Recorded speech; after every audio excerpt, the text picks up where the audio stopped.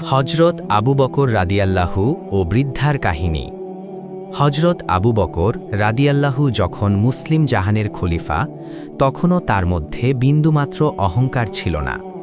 তিনি চাইতেন মানুষের সেবা করতে, কিন্তু তা কাউকে না জানিয়ে। উমর রাদিয়াল্লাহুর কৌতূহল।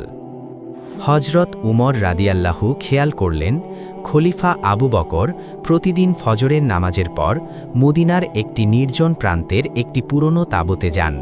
সেখানে কিছুক্ষণ থেকে তিনি আবার চুপচাপ ফিরে আসেন।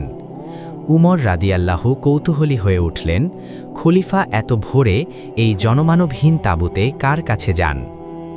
তাঁবুর ভেতরে এক বিস্ময়। একদিন কৌতূহল মেটাতে উমর রাদিয়াল্লাহু লুকিয়ে সেই তাঁবুতে ঢুকলেন। তিনি ভেতরে গিয়ে দেখলেন, এক বৃদ্ধা একা বসে আছেন। বৃদ্ধাটি শুধু যে বয়স্ক ছিলেন তাই নয়, তিনি ছিলেন সম্পূর্ণ অন্ধ এবং পঙ্গু। উমর রাদিয়াল্লাহু জিজ্ঞেস করলেন, হে আল্লাহ বান্দি, আপনি কে, আর আপনার সাথে এই তাঁবুতে আর কেউ থাকে না কেন? বৃদ্ধা উত্তর দিলেন, আমি একজন অসহায় অন্ধ নারী। এই শহরে আমার দেখাশোনা করার মতো কেউ নেই। রহস্যময় আগন্তুক। উমর রাদিয়াল্লাহু অবাক হয়ে জিজ্ঞেস করলেন, তবে আপনার ঘর পরিষ্কার করে কে? আপনাকে খাবারই বা কে দিয়ে যায়? বৃদ্ধা উত্তর দিলেন, আমি তাকে চিনি না। প্রতিদিন ভোরে এক ব্যক্তি এখানে আসেন।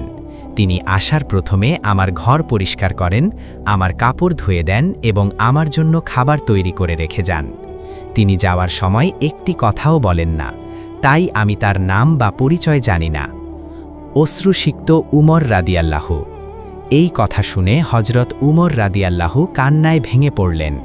তিনি বুঝতে পারলেন, পুরো মুসলিম জাহানের খলিফা হওয়া সত্ত্বেও আবু বকর প্রতিদিন নিজ হাতে এই বৃদ্ধার সেবা করে যাচ্ছেন, অথচ কাউকে তা বুঝতে দিচ্ছেন না।